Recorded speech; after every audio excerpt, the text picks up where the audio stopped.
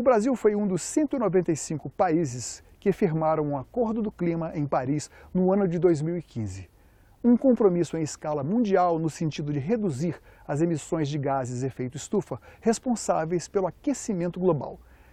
Esse documento estabelece metas para o ano de 2020 e isso exige a adoção de práticas sustentáveis por um dos setores mais importantes da nossa economia, a agropecuária. Viemos aí nos últimos anos conseguindo cumprir essas metas de diminuição, tanto no bioma Amazônia quanto no Cerrado. Os outros setores conseguiram reduzir as suas emissões por conta de avanço tecnológico, principalmente transportes, construção civil e outros setores, e aí a agricultura aparece com as suas emissões. A gente não consegue atingir a meta porque a gente não consegue mensurar ainda os benefícios ambientais da agricultura de baixa emissão de carbono. No dia 20 de junho deste ano, a Comissão Mista de Mudanças Climáticas do Congresso promoveu audiência pública para avaliar o Plano de Agricultura de Baixo Carbono. Especialistas, representantes do governo e dos produtores compareceram ao debate. É o que você vai ver agora no Em Discussão. O Plano ABC, Agricultura de Baixa Emissão de Carbono, é um plano que está dentro de uma política pública maior, que é a Política Nacional sobre Mudanças do Clima, né? Que é trazida aí pela Lei 12.187. E o decreto que regulamentou essa lei, que trouxe, né, a obrigatoriedade do setor da agropecuária a ter um projeto específico, né, de agricultura de baixa emissão de carbono para compor aí a política pública nacional em atendimento aos compromissos internacionais. Eu vou mostrar para vocês um pouquinho do que a gente descobriu até hoje sobre o ABC em termos de potencial, olhando de quem não é governo, olhando de quem está na academia para tentar entender quais são os impactos de uma política pública. A partir daí eu vou mostrar quais são os desafios.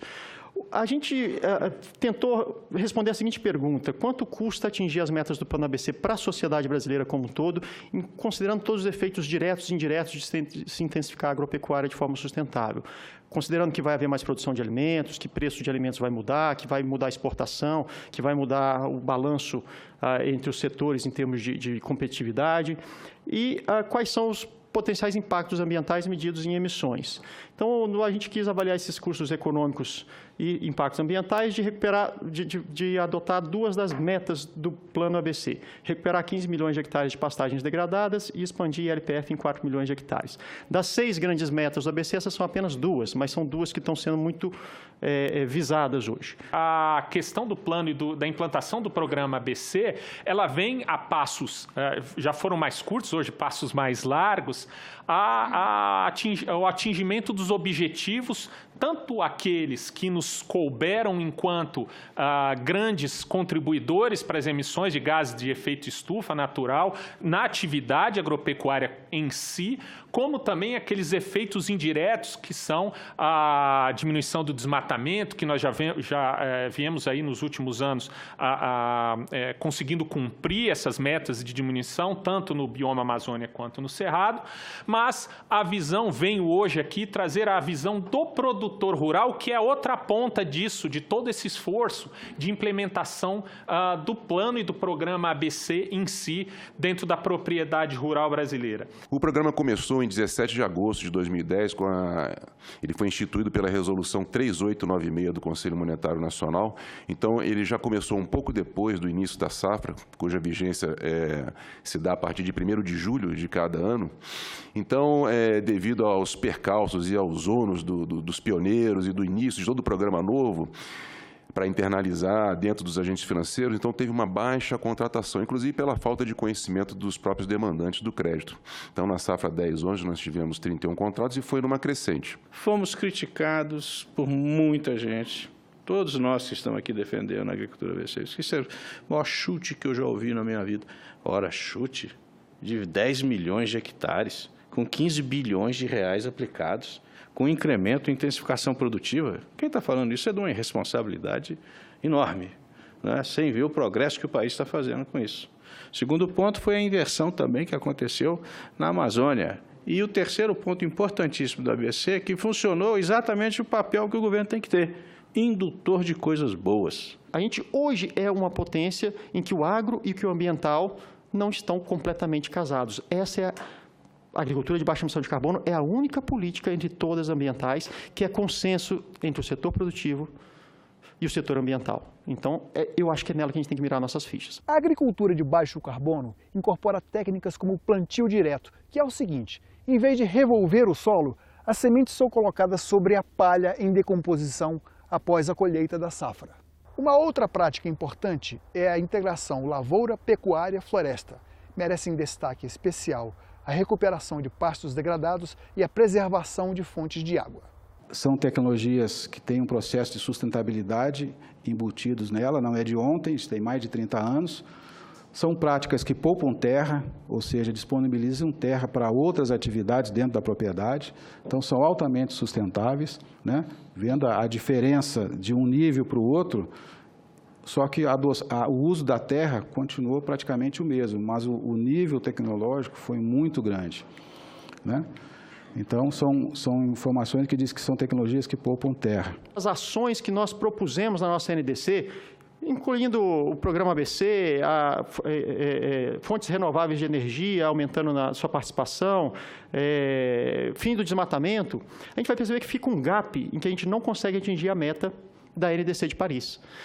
A gente não consegue atingir a meta porque a gente não consegue mensurar ainda os benefícios ambientais da agricultura de baixa emissão de carbono. Quando esse modelo foi construído, a gente não tinha informação disponível, pública, do inventário brasileiro de quanto que as pastagens conseguem remover de emissões de CO2. Então, esse número não aparece ali, apesar da agricultura ABC estar ali dentro. Quando a gente coloca um número fictício para a redução de emissões da recuperação de pastagem do ILPF, a gente cai para baixo da meta brasileira e consegue atingir a meta com tranquilidade. Porque tem ali aquele valor, aquele peso da agropecuária nas emissões mundiais, quer dizer, no Brasil não é muito diferente, o nosso peso é esse mesmo. Essas emissões foram aumentando porque os outros setores conseguiram reduzir as suas emissões por conta de avanço tecnológico, principalmente transportes, construção civil e outros setores, e aí a agricultura aparece com as suas emissões. Basicamente, são três grandes fatores importantes: a fermentação entérica do boi, os combustíveis, os fertilizantes sintéticos e a mudança de uso de solo. Basicamente isso que provoca essas alterações todas. O objetivo geral do Plano ABC realmente é promover a redução das emissões dos gases de efeito estufa e também a fixação atmosférica do CO2 na vegetação e nos solos dos setores da agricultura brasileira. Então, nós não falamos no Plano ABC só de emissão, falamos também de mitigação e fixação de carbono, né, no solo, por exemplo. Ou seja, estamos falando de balanço, né?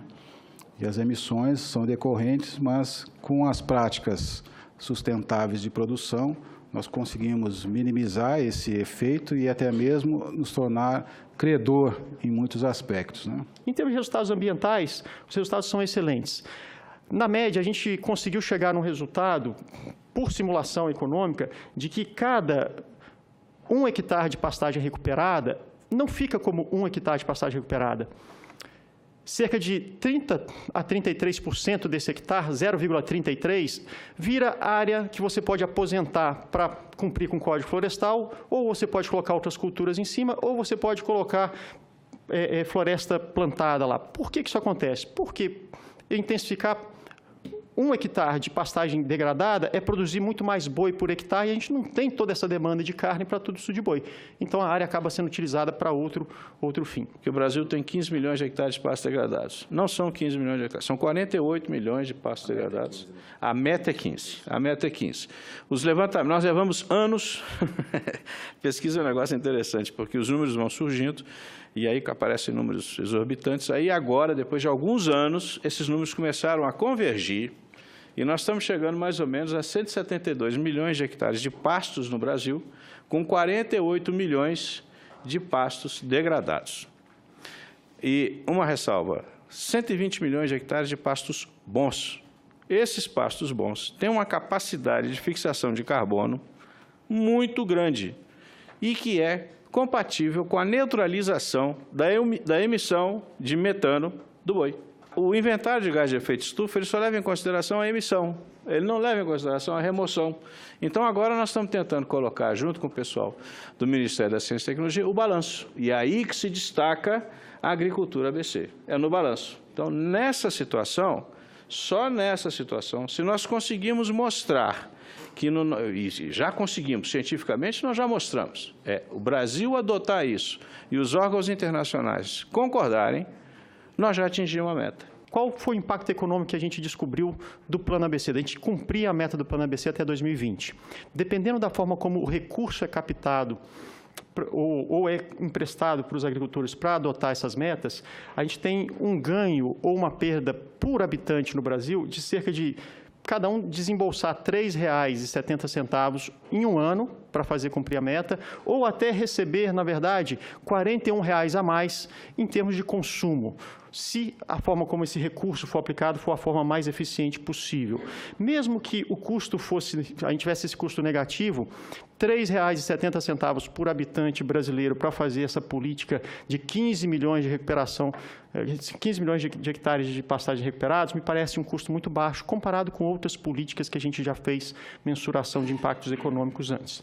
Hoje nós temos em torno de 15,5 bilhões de reais investidos na adoção dessa tecnologia, ou seja, são 15,5 bilhões que o produtor rural tomou para implementar essa tecnologia na sua propriedade. Estamos aí com mais de 32 mil produtores, né, trabalhando essas tecnologias no Brasil como um todo.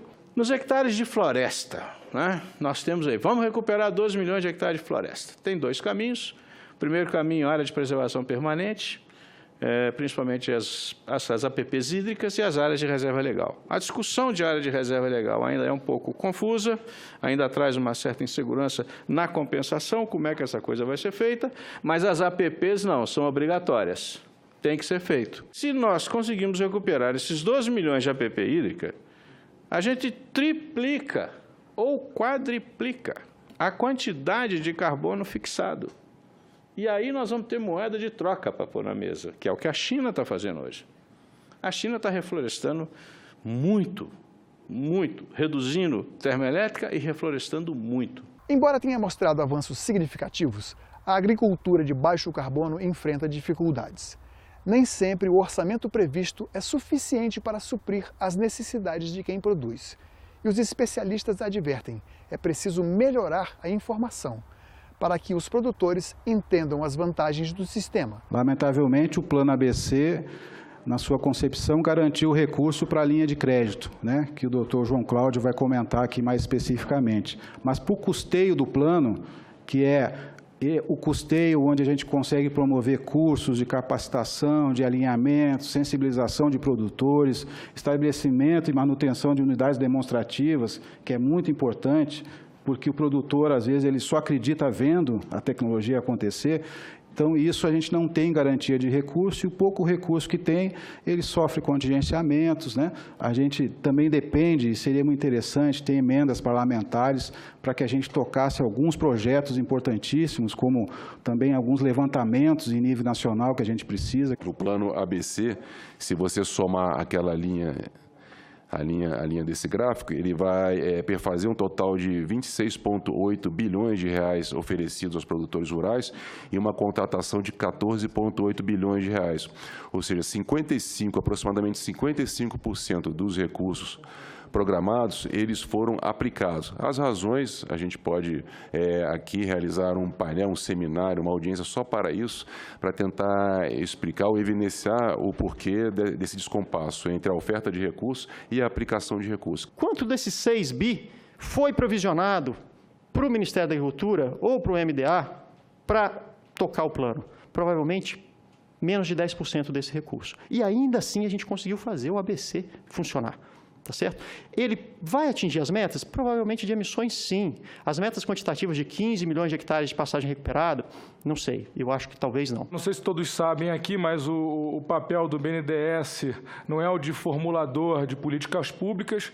Então, basicamente, os programas agropecuários que nós rodamos, que nós operamos, e aí nele se enquadra o programa ABC, as regras, elas são definidas pela Fazenda, pelo Ministério Setorial, aqui no caso a Agricultura, que em conjunto com o Conselho Monetário Tesouro Nacional define, então, as regras, uma vez publicadas pelo Banco Central, elas fazem parte lá do manual, formam o Manual de Crédito Rural. Então, o BNDES, ele basicamente segue as regras do Manual de Crédito Rural e, obviamente, normatiza isso daí de modo a permitir que os nossos agentes financeiros possam operar essas linhas na ponta, fornecendo crédito para os produtores rurais e pelas cooperativas. O potencial econômico e o potencial ambiental parece ser formidável do Plano ABC.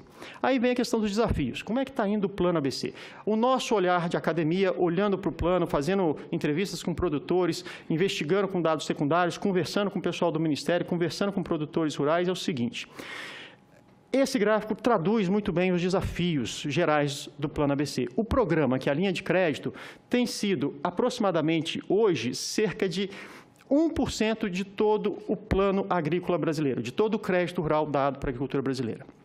Quando a gente fala que apenas 1% desse crédito é dedicado à agricultura de baixa emissão de carbono, todo mundo fala, nossa, mas isso é muito pouco, tinha que ser muito mais. Alguns grupos advogam que deveria ser 100% do crédito à ABC.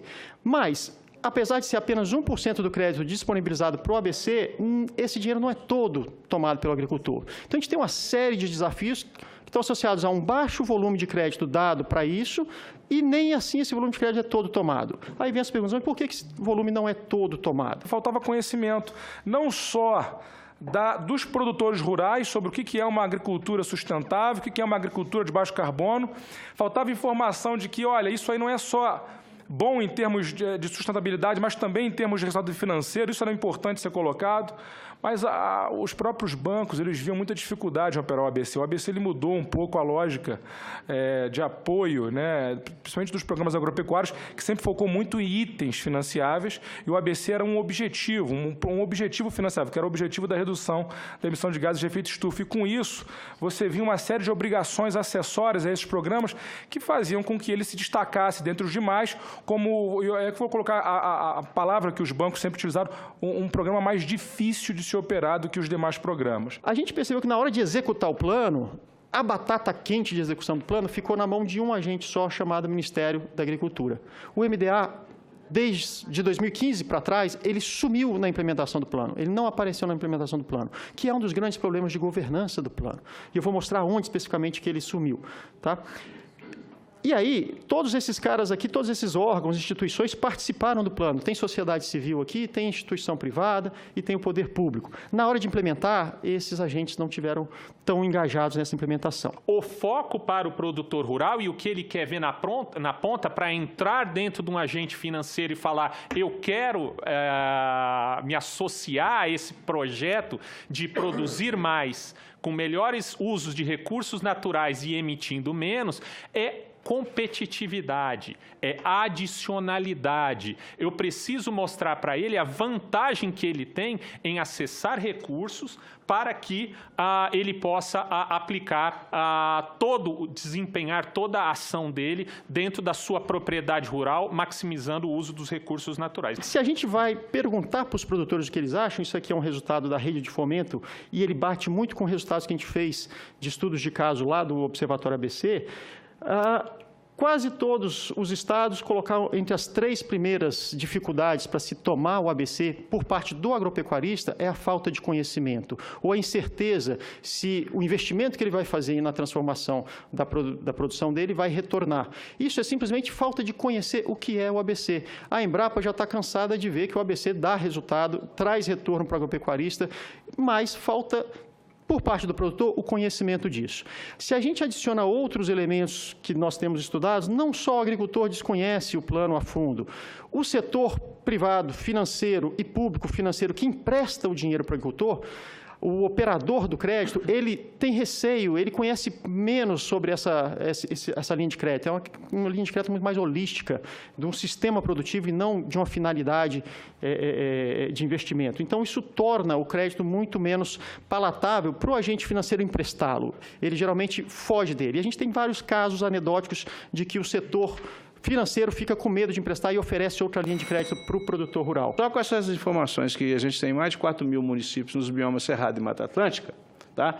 A gente atende 83% dos 12 milhões que foram compromissados em Paris. Tá? Então, nós temos tudo na mão para fazer isso. Não tem sentido não fazer.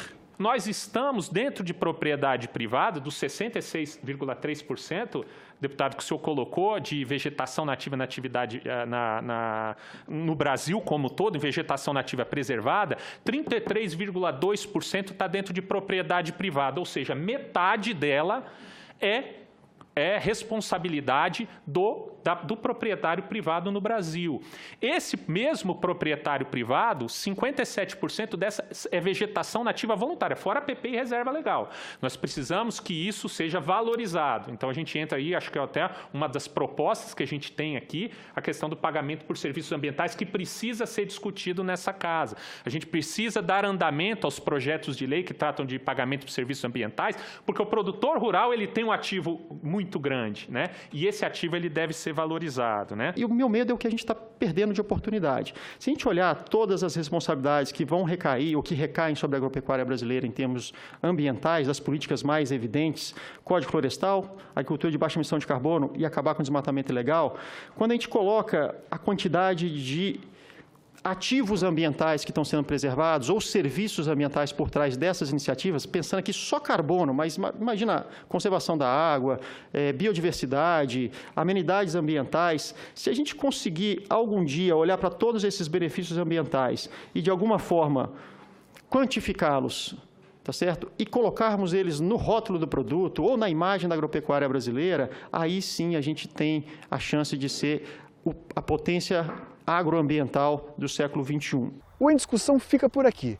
Você pode rever este e outros programas no link senado.leg.br/tv. Obrigado pela atenção e até o próximo Em Discussão.